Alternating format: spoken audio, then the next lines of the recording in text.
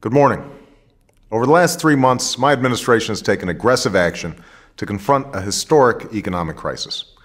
As we do everything that we can to create jobs and get our economy moving, we're also building a new foundation for lasting prosperity.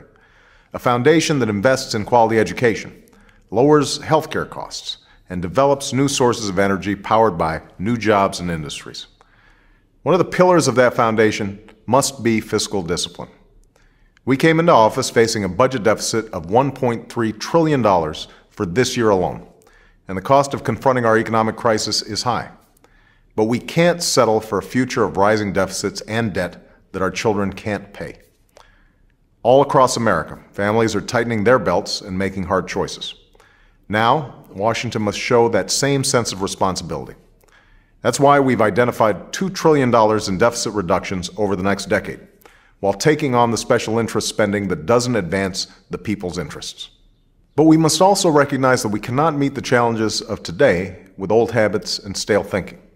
So much of our government was built to deal with different challenges from a different era. Too often, the result is wasteful spending, bloated programs, and inefficient results. It's time to fundamentally change the way that we do business in Washington. To help build a new foundation for the 21st century, we need to reform our government so that it is more efficient, more transparent, and more creative. That will demand new thinking and a new sense of responsibility for every dollar that is spent. Earlier this week, I held my first cabinet meeting and sent a clear message: cut what doesn't work. Already we've identified substantial savings, and in the days and weeks ahead, we will continue going through the budget line by line and will identify more than 100 programs that will be cut or eliminated. But we can't stop there. We need to go further, and we need an all-hands-on-deck approach to reforming government.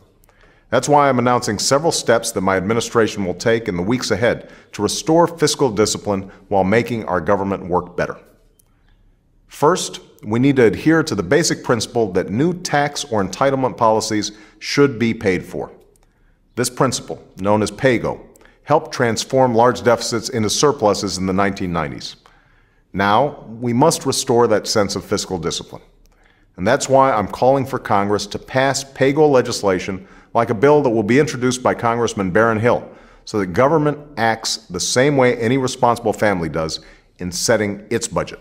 Second, we'll create new incentives to reduce wasteful spending and to invest in what works. We don't want agencies to protect bloated budgets. We want them to promote effective programs. So the idea is simple. Agencies that identify savings will get to keep a portion of those savings to invest in programs that work.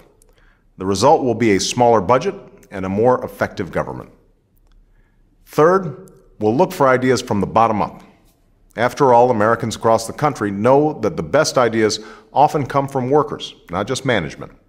And that's why we'll establish a process through which every government worker can submit their ideas for how their agency can save money and perform better. We'll put the suggestions that work into practice. And later this year, I will meet with those who come up with the best ideas to hear firsthand about how they would make your government more efficient and effective. And finally, we will reach beyond the halls of government.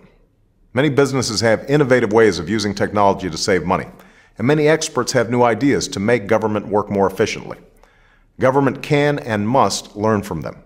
So later this year, we will host a forum on reforming government for the 21st century, so that we're also guided by voices that come from outside Washington. We can't sustain deficits that mortgage our children's future, nor tolerate wasteful inefficiency. Government has a responsibility to spend the people's money wisely and to serve the people effectively. I will work every single day that I am president to live up to that responsibility and to transform our government so that it is held to a higher standard of performance on behalf of the American people. Thanks.